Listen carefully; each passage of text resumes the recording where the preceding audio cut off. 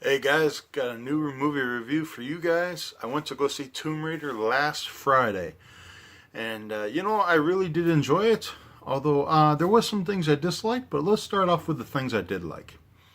So the main actress who plays Tomb Raider, and I'm not going to butcher her name because if I try to say it, I will butcher it. But she did an amazing job as Laura Croft.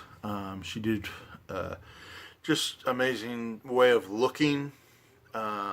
She looked exactly like the character in the video game. I did play Tomb Raider, The Rise of the Tomb Raider. Thought it was a really good game.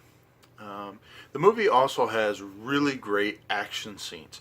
I absolutely love that. Some of the characters, like the villain and the captain, she ends up, getting to go with her to the island. Those were really good. And the island itself was amazing.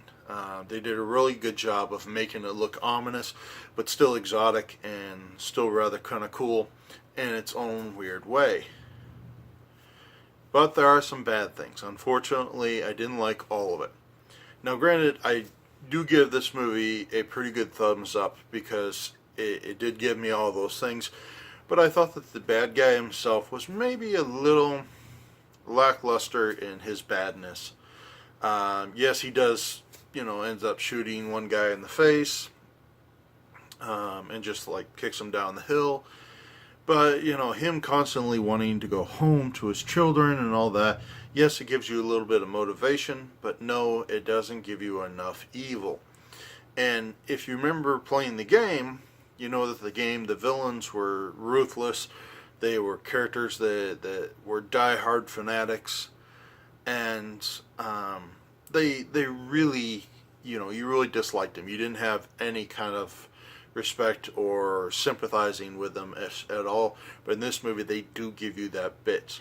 Also, there was enough content from the beginning of the game to the end of the game, but for some reason, the movie decided to take the beginning of the game and add about a half an hour to 20 minutes before that about Laura Croft not wanting to be known as the rich girl, taking odd jobs, being a bike messenger.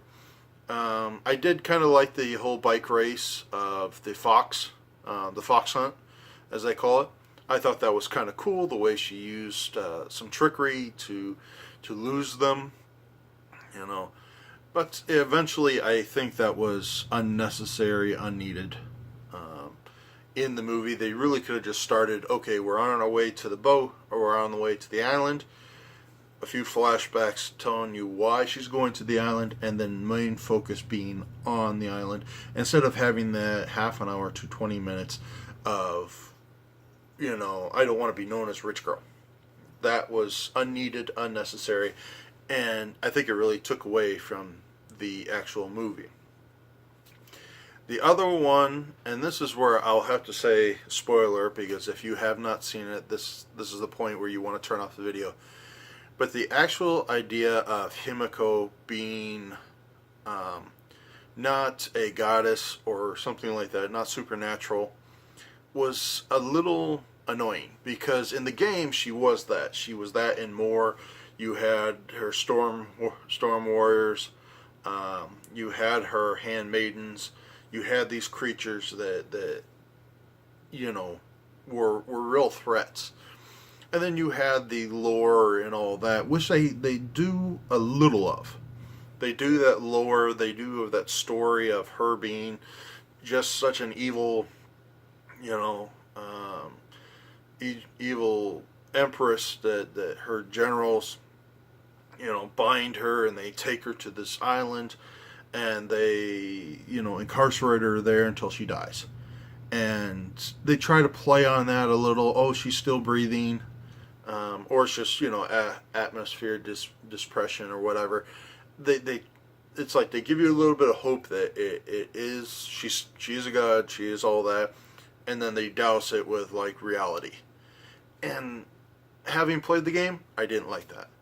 I really think they should have kept it the other way, but to some aspect, it was nice that they kept it a foot in reality.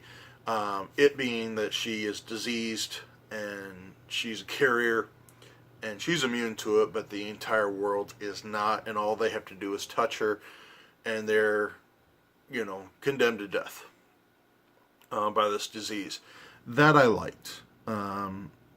Although it didn't have that, again, supernatural thing that the game gave you so well and built on. So, while I'm disappointed, I'm not disappointed if you get my meaning. But all in all, I thought this was a really good movie. When it has action, it's on top of its game. And there's one other thing that I will say that it was a little bit disappointing is some of the puzzles, even I thought I could get. And that's not the kind of thing, when you watch Indiana Jones or something like that, you go, oh, well, I would have never thought of that, or I've never would have known about how to do this. And it's like, what color is life? Well, green. What makes green? Well, blue and yellow. And it's like, that was annoying. I could honestly go into that tomb and survive, without any of her skills and without any of her archery or anything like that. I could have survived. And that's not what you want to see when you see a movie like this. You want to see something that, first of all, blows your mind, and second of all, makes you go, oh, wow, that's really cool. She's got something special. And I wish they would have done just a little more of that. But again, really good movie. I enjoyed it for what it was. Wish they would have stuck a little closer to the game and focused on the puzzles and the island instead of, bringing in that other life and all that stuff. So, but I'd give it a good, 7 out of 10. So, if you guys like this video, please hit that like button, the thumbs up. And if you guys want to see more of these videos, hit that subscribe button.